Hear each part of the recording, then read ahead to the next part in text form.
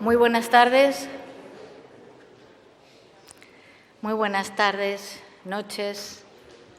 Bienvenidos al Salón de Actos de la Biblioteca Nacional de España. Don Juan Torres, presidente del Colegio Libre de Méritos. Juan Antonio Sagardoy, patrono del Colegio Libre de Méritos. Don Álvaro Delgado Gal, secretario del Colegio Libre de Méritos. Y don Manuel Aragón, nuevo miembro del colegio que hoy, junto a otros 9 miembros más, se van a incorporar al Colegio Libre de Méritos. Profesores eméritos que hoy se incorporan, amigos, señores y señoras que hoy nos acompañan.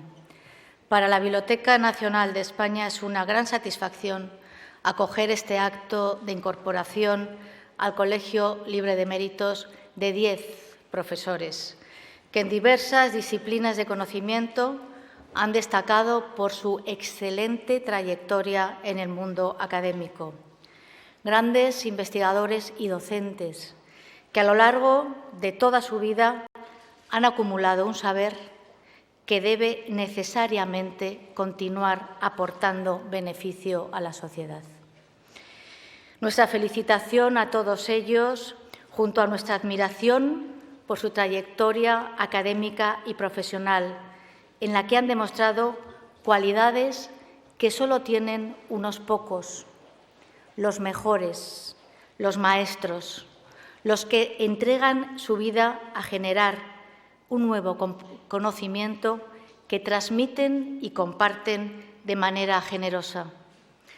Un enorme e insustituible valor que resulta imprescindible en los distintos campos del conocimiento: química o derecho, filología o medicina, literatura o ingeniería. No importa cuál es su saber, todo es necesario, todo es imprescindible en una sociedad que inevitablemente necesita asumir las ideas existentes para crear otras nuevas y así seguir avanzando. Aquí, en la Biblioteca Nacional de España, el lugar donde permanecen las ideas depositadas, donde se conserva y se transmite el saber, nos sentimos muy cercanos a instituciones como el Colegio Libre de Méritos. Saben que pueden contar con nosotros en esta apasionante tarea de defensa del conocimiento, que es, sin duda alguna, la mejor manera de demostrar el amor por la vida. Muchas gracias a todos.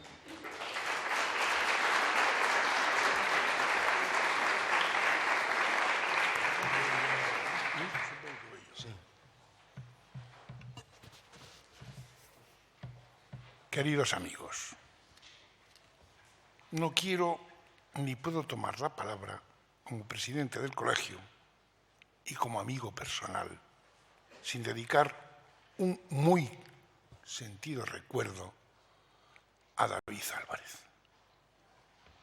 fallecido hace unos días, nuestro muy querido y admirado marqués de Crémedes. Desde 1986, año en que se fundó el colegio, David figuró en este como patrono y mecenas de primer orden. Fue la suya una ayuda generosa y constante, y su presencia fue imprescindible para dotar de estabilidad a la institución. Que se nos haya ido es una noticia dolorosa para mí, para los patronos, para los eméritos y para el propio colegio. Tampoco nos ha afectado menos la inesperada muerte de Luis Díez Picazo, profesor emérito, ilustrísimo civilista y también amigo. Todo ha sido en noviembre, un mes triste para nosotros. Perdón por esta iniciación, pero las personas que constituyen el colegio son para nosotros lo más importante. Pero no hay más remedio que seguir. Permítanme ustedes que les dé a todos la bienvenida y a agradecer profundamente la presencia en este acto. Y no me queda más remedio que indicarle quiénes somos y qué pretendemos.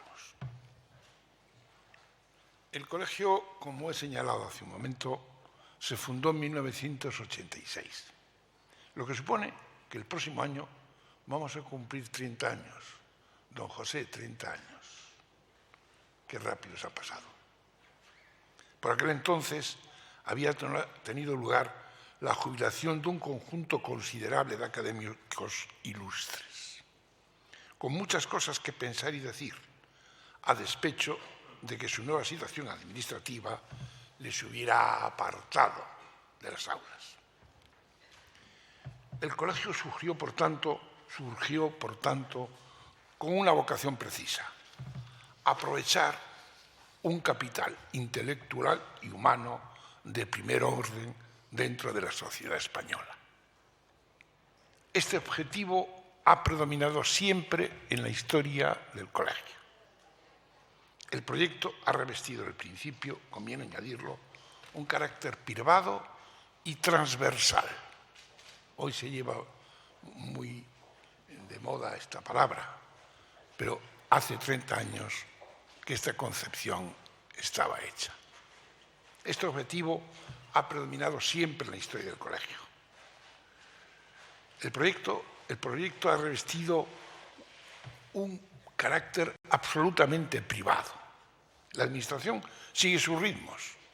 No tienen por qué ser congruentes con la proyección de muchos profesores en su desarrollo personal.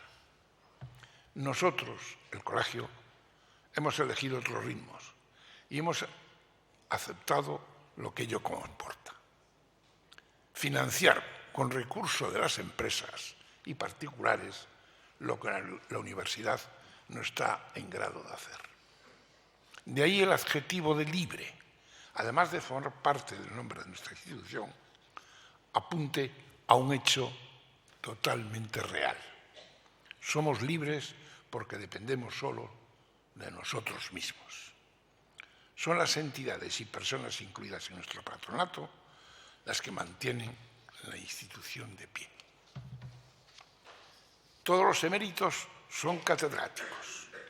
Ahora bien, precisamente porque somos independientes, o para repetirlo de nuevo, libres, podemos dirigirnos a profesores indefectiblemente excelentes.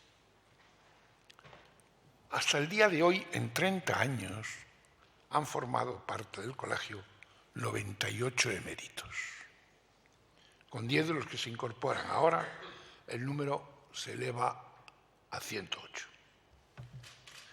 No puedo hacer una relación de los nombres, primero por su número, pero es que además todos son notabilísimos. Estoy, sin duda, manejando cifras agregadas, porque la nómina de méritos varía según el instante que se considere. Solo les daré un dato. Tras la ampliación que celebramos esta tarde, alcanzaremos los 64 miembros en activo. Pronto seremos más, pero no tenemos prisa. Lo que tenemos es el deseo de ser útil en un país que no debe de contentarse con mejorar solo su economía o maximizar variables que suelen manejarse en el debate público. Lo que queremos es contribuir seria y poderosamente a que se eleve el tono cultural de nuestra sociedad. ¿De qué manera? De diversas, por supuesto. A lo largo de nuestros 3 decenios de vida institucional, la actividad de más peso ha consistido en la celebración de conferencias diversas, de todo tipo, ordenadas en serie cuyo recorrido reproducía el perfil de un curso académico, orientado a un público diverso, más amplio que el que nutre las aulas de las universidades. También hemos impulsado publicaciones varias. Todas ellas están recogidas en la web del colegio, que simplemente para aquel que tenga curiosidad es colegiodeeméritos.es. Y seguiremos haciendo lo uno y lo otro, porque es el campo de actuación de las personas que forman parte del colegio. Pero estamos proponiéndonos ir más lejos. Gracias al conjunto de las personas y de algunos de los eméritos, estamos interviniendo en debates de radio y publicando artículos en prensa con el nombre del colegio.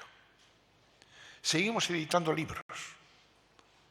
Uno de publicación inminente aborda las relaciones históricas entre Cataluña y el resto de España. No es un libro de ocasión, no es un libro de oportunidad, porque esto no cuadra con el estilo del colegio. Incluye casi 400 páginas. Y Gabriel Tortella, el director de la redacción y edición, historiador de la economía, ha tardado cerca de 3 años en escribirlo junto a un equipo de colaboradores.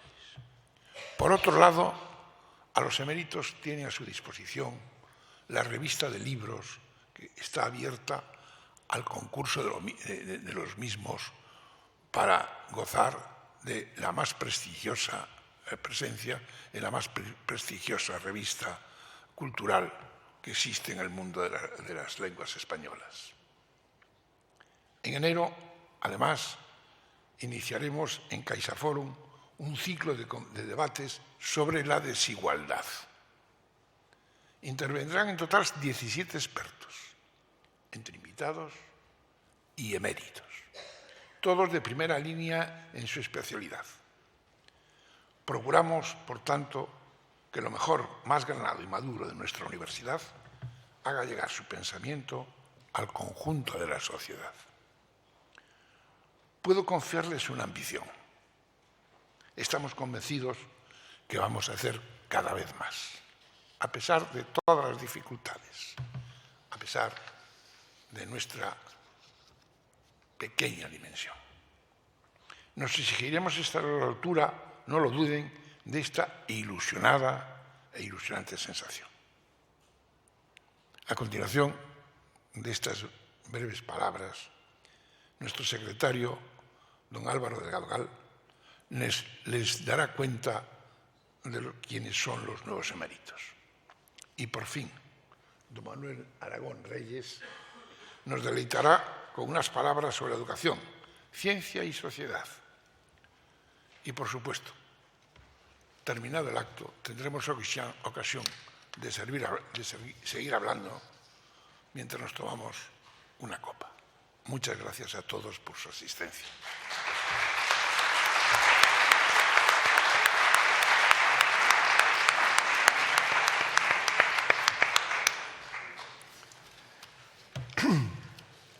Buenas tardes.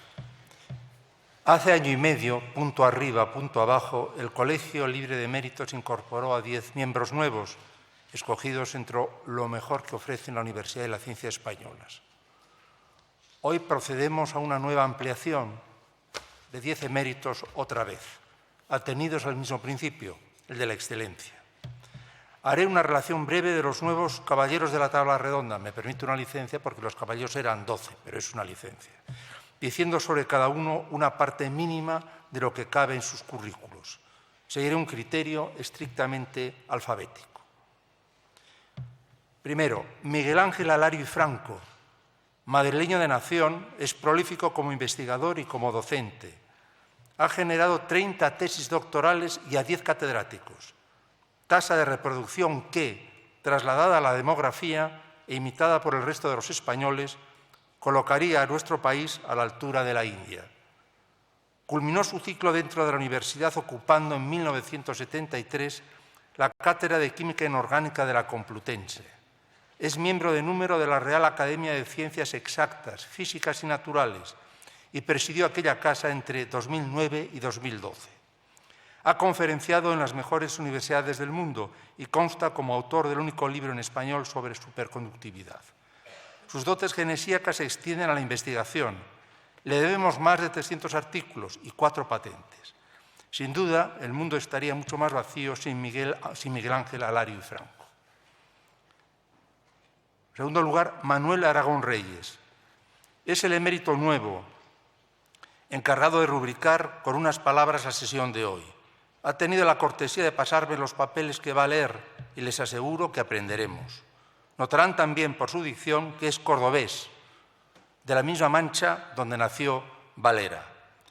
Se jubiló como catedrático de Derecho Constitucional de la Autónoma de Madrid, de la que era decano cuando ETA asesinó a su compañero Francisco Tomás y Valiente.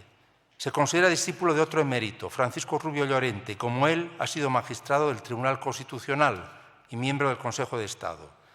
Ha sido director igualmente del Centro de Estudios Constitucionales y un sinfín de cosas que, juntadas, forman una especie de bosque en el que uno se pierde. Pertenece asimismo a la raza genesíaca, ha publicado una docena de libros y más de 200 artículos. La índole de su especialidad le ha concedido una dimensión pública que todos conocemos. Destaco solo algo que es más que un detalle. Ha sido preceptor de don Felipe, entonces príncipe de Asturias y ahora rey de España. 3. Enrique Vaca Baldomero, otro andaluz, aunque versado en una materia completamente distinta. Enrique Vaca es catedrático de psiquiatría. Ha dirigido el departamento correspondiente a la Autónoma de Madrid y ejercido durante los últimos 25 años como jefe del Servicio de Psiquiatría del Hospital Universitario de Puerta de Hierro de Madrid. Esta larga experiencia clínica no explica su incorporación al colegio, cuyos miembros disfrutan de una salud mental envidiable. Se ha atendido de nuevo a la excelencia científica. Es autor de un libro importante, Depresión y Ansiedad, y coautor de otros muchos.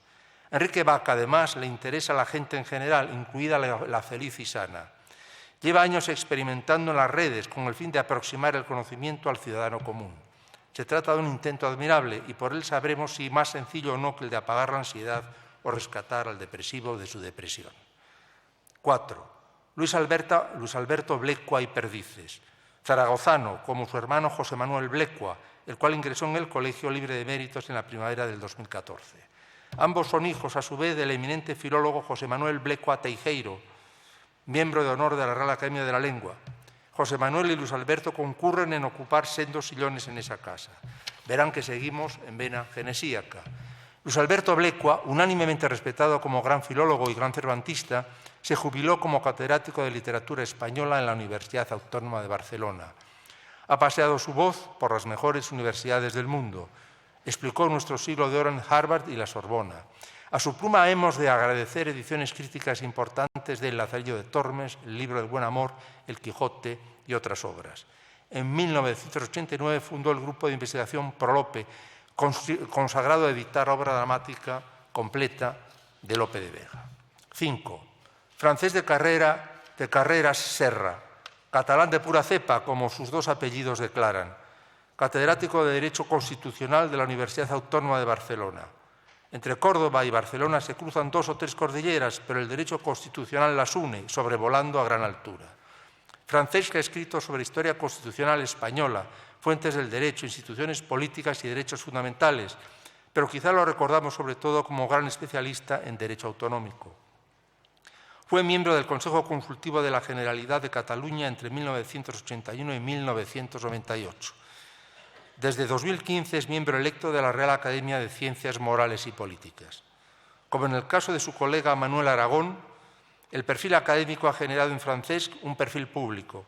Ha sido colaborador del periódico La Vanguardia y ahora lo es, o mejor lo vuelve a ser, en El País.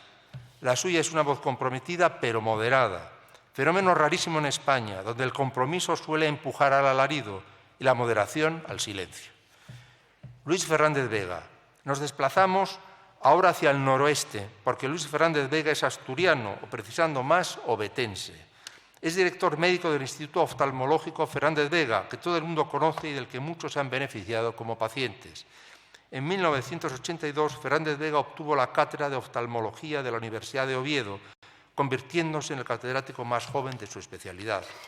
Un año después asumió, y en él sigue, el cargo de jefe de servicio de oftalmología del Hospital Central de Asturias.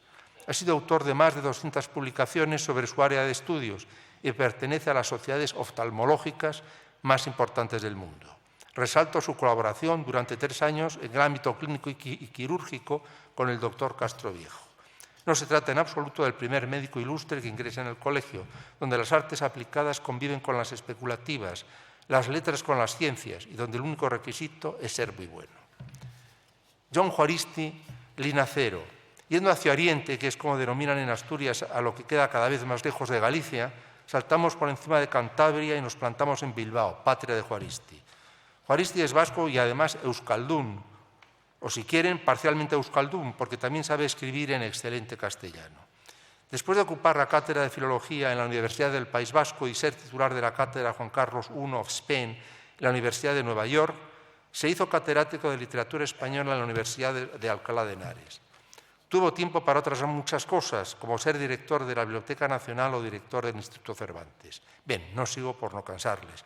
Juaristi ha escrito poesía y libros eruditos y ensayos famosos. ¿Acaso el que más les suene sea El bucle melancólico, que versa, entre otras cosas, sobre el País Vasco en lo que tiene de autoficción y de problema? Juaristi se ha fajado con ETA, lo que suele traer consecuencias que no son ficcionales en absoluto, y defendido las buenas causas en términos que todo el mundo conoce. Desde hace unos años ocupa columna dominical en ABC. Es un lujo tenerlo entre nosotros. Emilio Lamo de Espinosa, madrileño.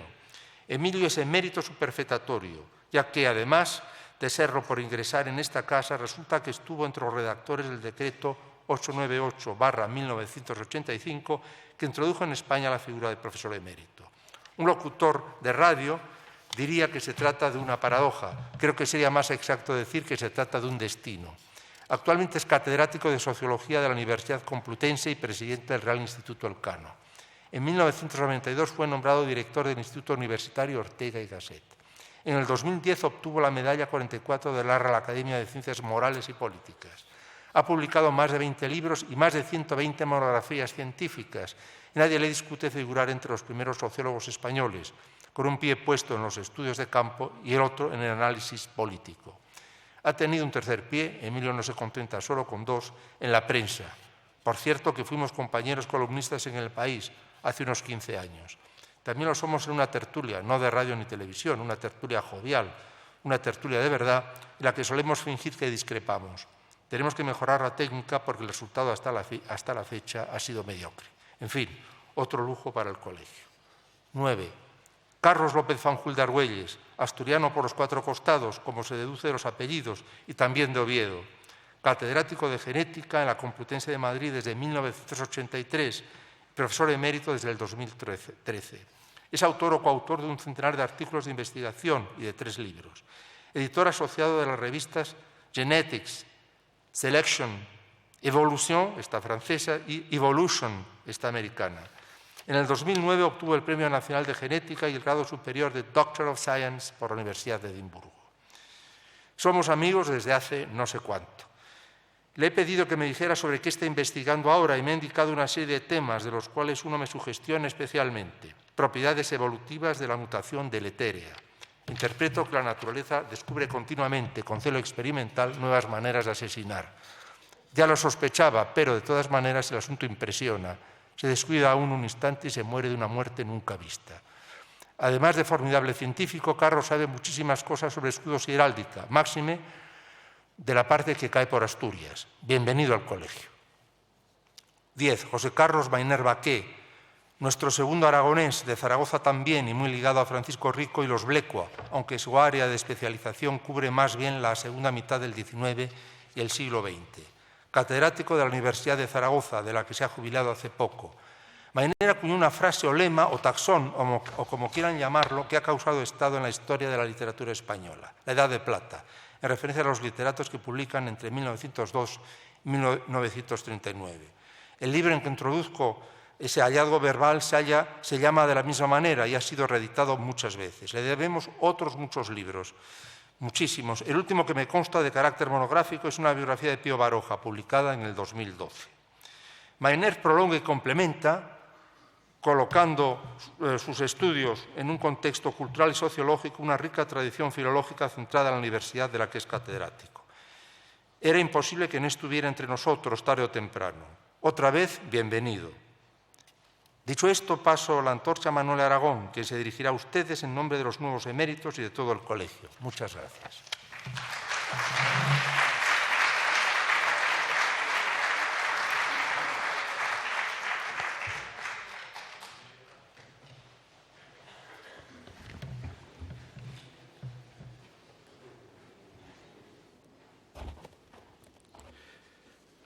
Señora directora de la Biblioteca Nacional, que nos acoge en esta impresionante sede, señor presidente del patronato de la Fundación Colegio Libre de Eméritos, señores secretario general y patrono del colegio, señores y señores, queridos amigos.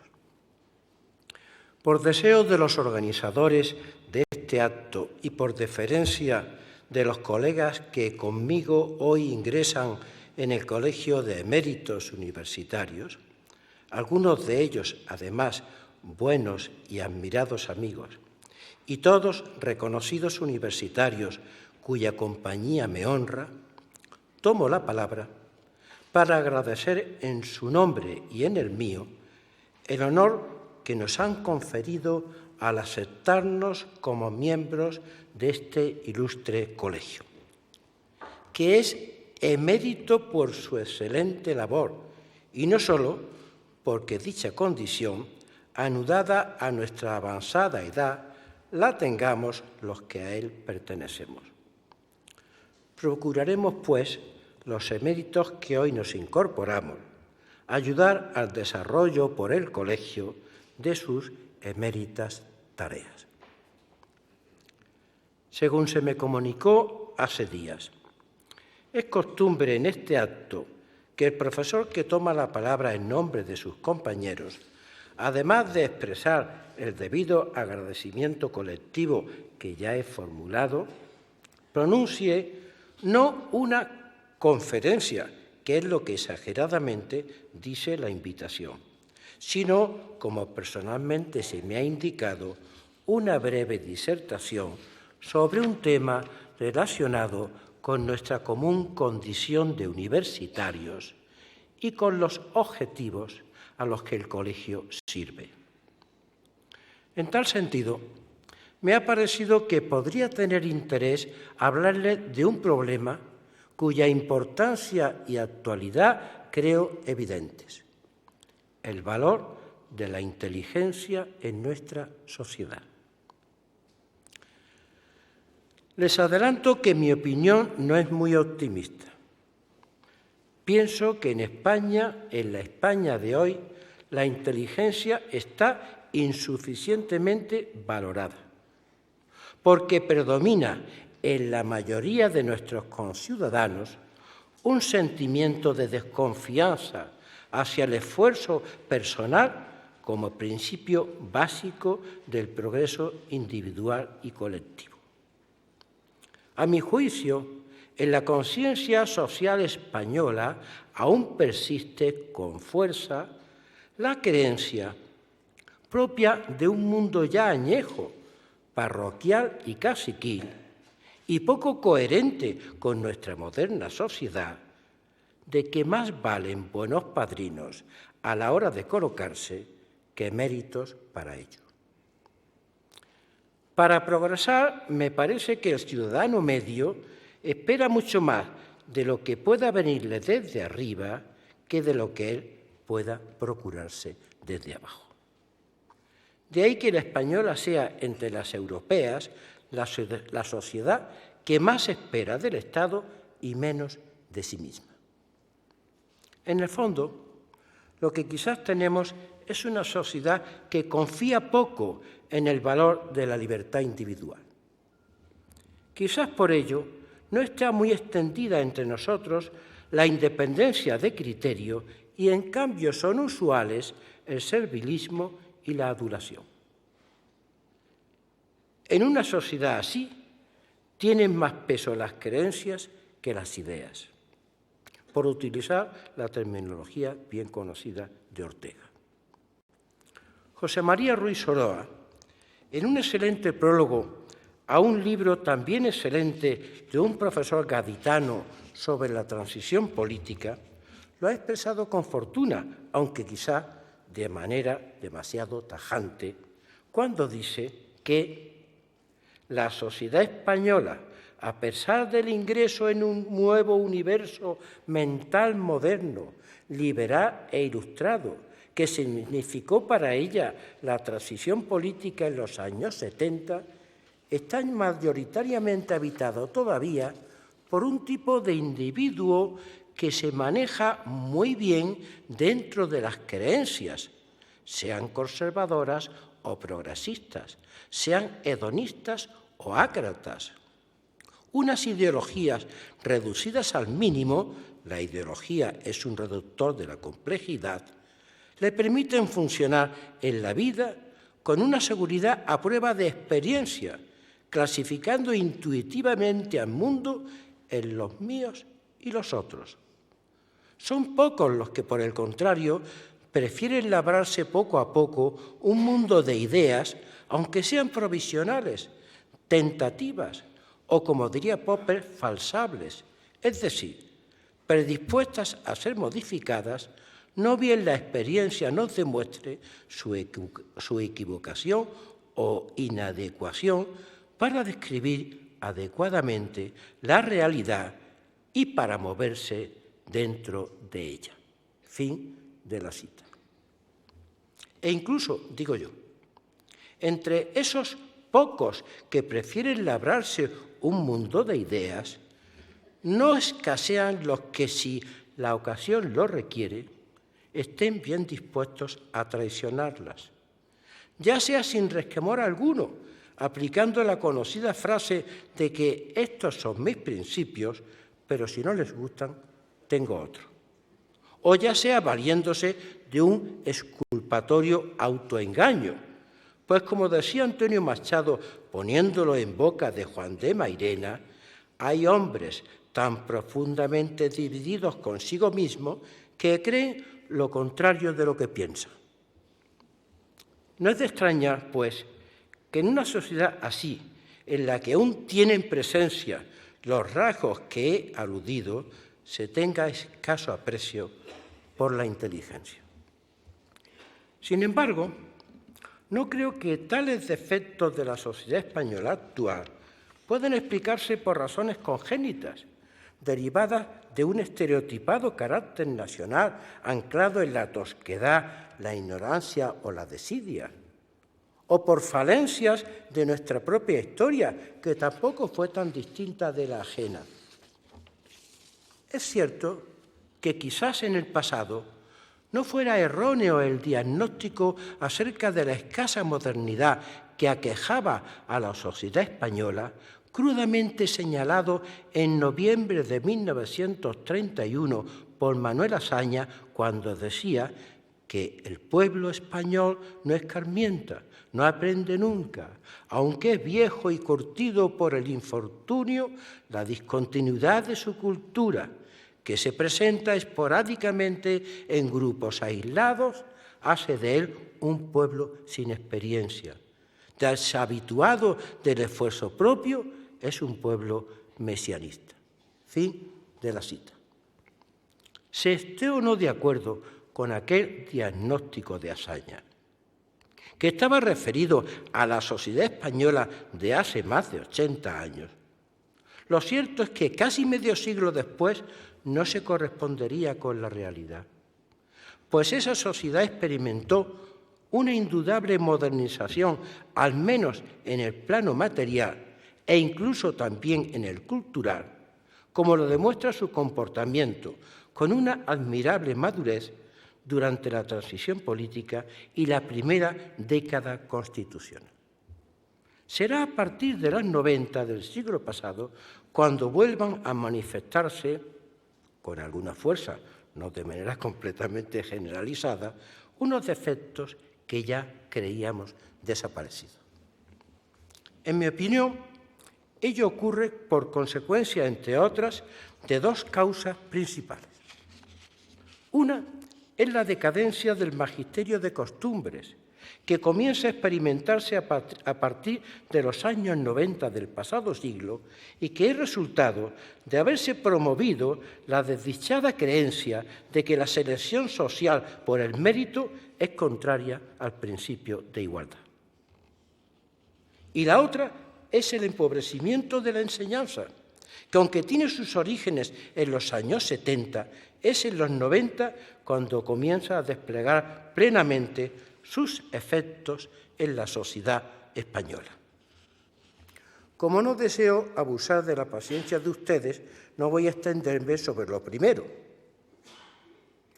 la decadencia del magisterio de costumbre, aunque soy consciente de que supone un grave problema, porque pone en peligro tanto la necesaria legitimación democrática de las instituciones públicas como la también necesaria eficacia de las instituciones privadas, incluyendo entre estas, claro está, a los medios de comunicación que presentan hoy entre nosotros, salvo contadas excepciones, un panorama muy poco halagüeño.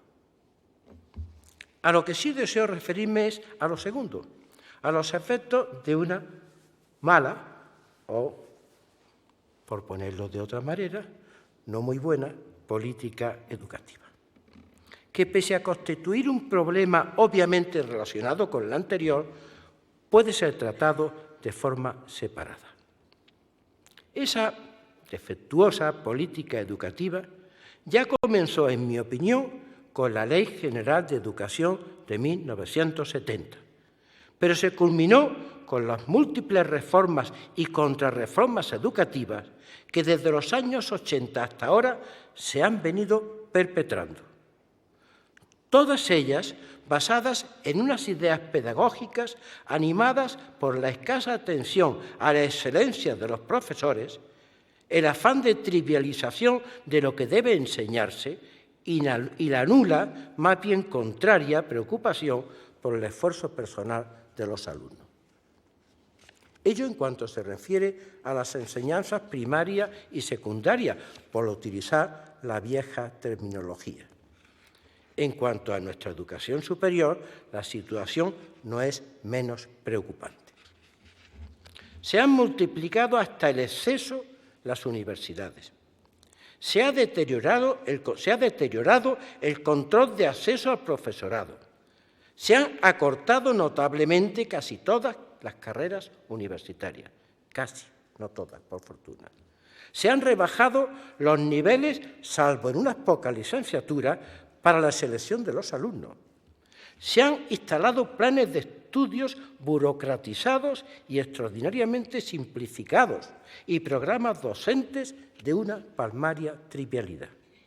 En fin, parece ser que el objetivo de la universidad para nuestros legisladores e incluso para muchas autoridades académicas consiste en formar profesionales para el mercado y no en transmitir y mejorar la ciencia y la cultura, que es y siempre ha sido la función principal de la universidad. Aun reducida a esa función de formación profesional, no parece que ni siquiera ella, por obra de la simplificación de la enseñanza superior, se esté cumpliendo de manera adecuada, al menos en las carreras llamadas humanísticas. Por fortuna, en ingeniería, arquitectura, medicina y en general en las carreras de ciencias, la función de formación profesional se desarrolla de manera altamente cualificada.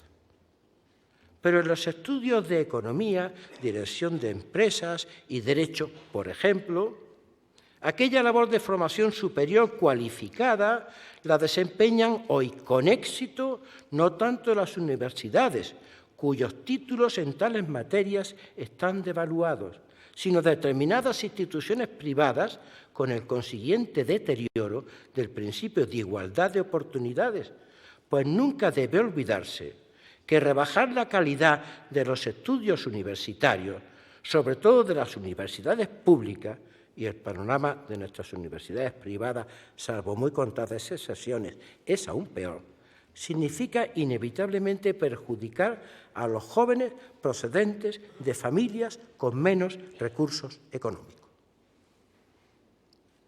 Pero la universidad, como antes dije, no debe ser únicamente una escuela de formación profesional, de mejor manera que lo es ahora, sino además y sobre todo un lugar donde, por encima de la distinción entre ciencias y letras o entre disciplinas académicas, se cultive la inteligencia en su grado más alto.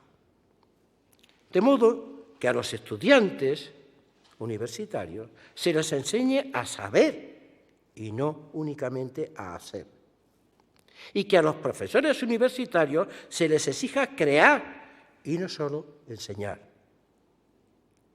Ahora, el exceso de carga docente, producto de unos nefastos planes de estudios y de una disparatada programación de las obligaciones lectivas y el desempeño de múltiples y abigarradas tareas burocráticas, consecuencia de una desdichada concepción de cómo debe gestionarse la universidad, deja muy poco tiempo a los profesores para la investigación. Margarita Salas, de todos conocida suficientemente, lo ha dicho de forma muy expresiva. Los que hacen investigación son héroes, porque prácticamente no tienen tiempo. Eso hace que muchos tiren la toalla. Llega un momento en que no pueden más. Fin de la cita. Sin embargo, pese a los obstáculos estructurales que hoy se ciernen sobre nuestra universidad, a los que ya he aludido, y a los escasos incentivos materiales que hoy se facilitan a los investigadores universitarios, la Universidad Española de ahora, tanto en su dimensión docente como investigadora, es mejor que la de nuestro inmediato pasado, sin duda alguna. Y, por supuesto, mucho mejor que aquella que Ortega hace más de un siglo tan crudamente denostara. De un lado, porque, aun con los graves defectos que ya he señalado respecto de esta tarea, está contribuyendo, aunque sea parcialmente, a formar profesionales cualificados. Y de otro, porque aún con notables diferencias entre unas y otras universidades, está produciendo en su conjunto un aceptable plantel de personalidades dedicadas al desarrollo científico y a la alta cultura. Pero todo eso está ocurriendo no gracias al sistema universitario, sino pese a él. La Universidad Española aún no está destruida simplemente porque todavía lo sostiene un pilar, la vocación personal. Pero ese pilar está muy fatigado, de manera que por sí solo no garantizará por mucho tiempo la continuidad, no digamos ya la superación, del desarrollo científico y cultural que hasta ahora, aunque sea en grado modesto, se ha venido logrando. El esfuerzo sin recompensa acaba matando a la vocación, incitando al abandono de la enseñanza universitaria o, aunque la vocación resista, provocando la huida al extranjero de nuestros principales investigadores. Una huida que, además, no asegura la reversión a nuestra sociedad del capital intelectual que ya habían creado desde dentro y que acrecentarán desde fuera los que han tenido que marcharse. Al final, con la llamada fuga de cerebros, me parece que España pierde más de lo que gana. Y quiero dejar claro que al decir esto no ignoro ni la condición transnacional del saber, ni la necesidad de los flujos de intercambio internacional de conocimiento y aprendizaje, ni tampoco la conveniencia de que nuestros investigadores se formen en centros de excelencia extranjeros. No, yo me refiero a otra cosa, a que España es más receptora que transmisora de esa alta cultura y a que en la balanza de lo que podríamos llamar el intercambio de los sabios, nuestra exportación, aunque pese poco, es cierta, pero nuestra importación es prácticamente nula. En España, salvo los hispanistas, vienen muy pocas personalidades a trabajar. Personalidades de fuera. No podemos hacernos falsas ilusiones. creyendo vanamente que España, una nación de segundo orden, pudiera llegar a convertirse en una potencia científica de primera magnitud. Pero sí aspirar a mejorar la débil situación en que hoy nos encontramos. Para ello hace falta con urgencia una nueva política universitaria, como hace falta también con urgencia una nueva política educativa en los demás niveles, pues la mejora de la sociedad depende tanto de la existencia de grupos de excelencia en los ámbitos de la técnica, la ciencia y la cultura, que es lo que una buena universidad puede proporcionar, como de la existencia de unos ciudadanos verdaderamente educados, que es lo que una buena enseñanza primaria y secundaria puede facilitar. Para que ese objetivo se cumpla, no basta con el impulso de las instituciones privadas, y hay que reconocer que algunas de ellas en España, sobre todo a través de importantes fundaciones, están empeñadas en ello, sino que se requiere además inexcusablemente del protagonismo del Estado. De tal manera que ese objetivo lo hagan suyo los responsables públicos, cuya principal obligación ha de ser la de acordar por fin las medidas estables, no sometidas al vaivén constante de las contiendas electorales, que saquen a nuestros sistemas de enseñanza a todos los niveles de la precaria situación en que hoy se encuentran. Por ahí es por donde se puede lograr que la inteligencia acabe siendo mejor valorada por la sociedad española de lo que ahora lo es. Y por ahí es por donde, al final, pudieran eliminarse o al menos rebajarse considerablemente los males que la falta de inteligencia, esto es, la desidia y la ignorancia, están produciendo en nuestra sociedad. Hoy, frente a determinadas propuestas basadas en la demagogia, hay que defender la idea de que no necesitamos revolucionarios salvadores, sino prudentes y decididos reformadores, ya que no necesitamos cambiar de sistema político, social o económico, pero sí acometer la tarea urgente de mejorarlo. Y esa mejora, estoy convencido, solo se logrará en la medida en que contemos con una sociedad más libre, más culta y por ello más civilizada. Y esto me trae al recuerdo una anécdota que nos contó en el acto conmemorativo del centenario de la muerte de don Francisco Giner de los Ríos, un buen amigo y profundo conocedor de la historia de la institución libre de enseñanza. José Carlos Maynet se acordará también, que estábamos los dos.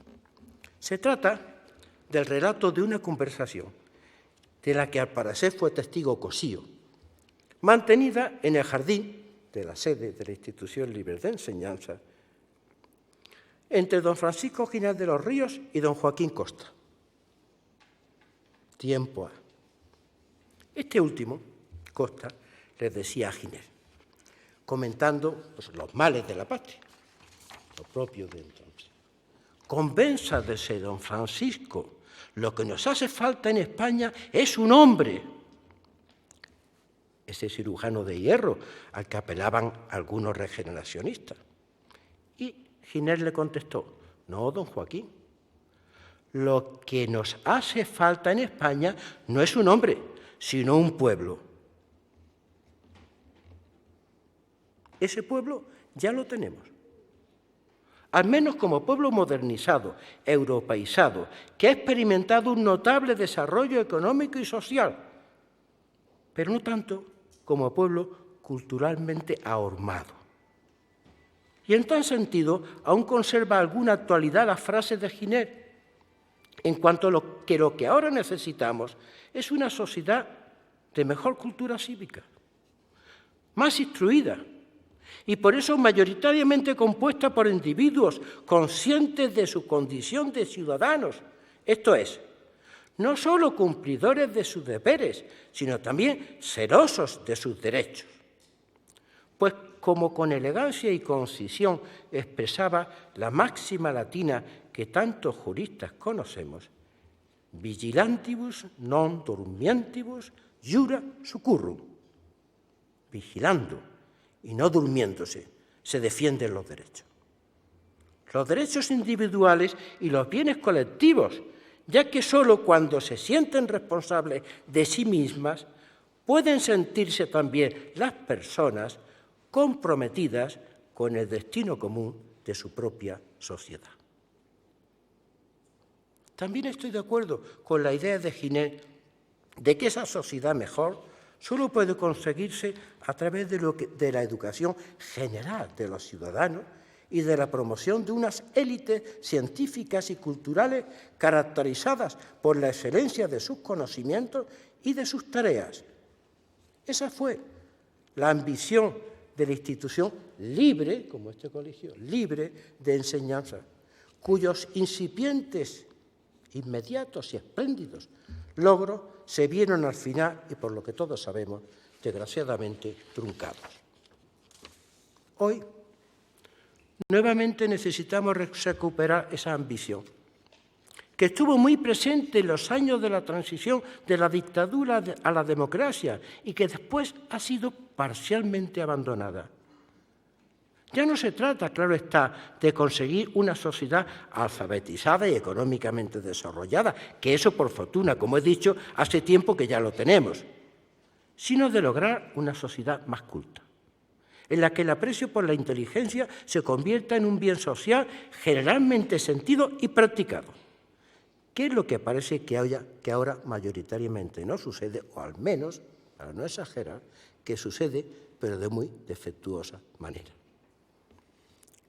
Estas son las preocupaciones que quería transmitirles esta tarde, que más que estar basadas en un conocimiento, diríamos, científico, se sustentan simplemente en mi capacidad de observación como ciudadano, que a su edad ya ha visto muchas cosas.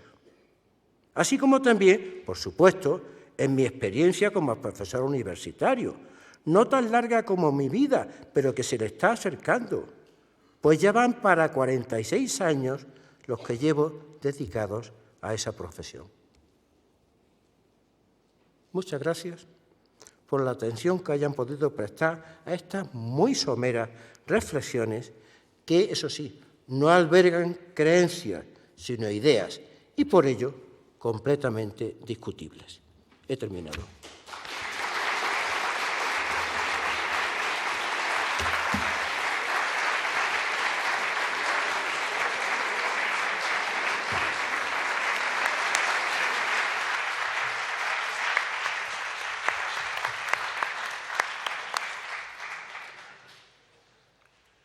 Pues, terminado el acto, podemos pasar a tomar una copa y, sobre todo, poder hablar entre nosotros. Muchas gracias a todos ustedes por su asistencia.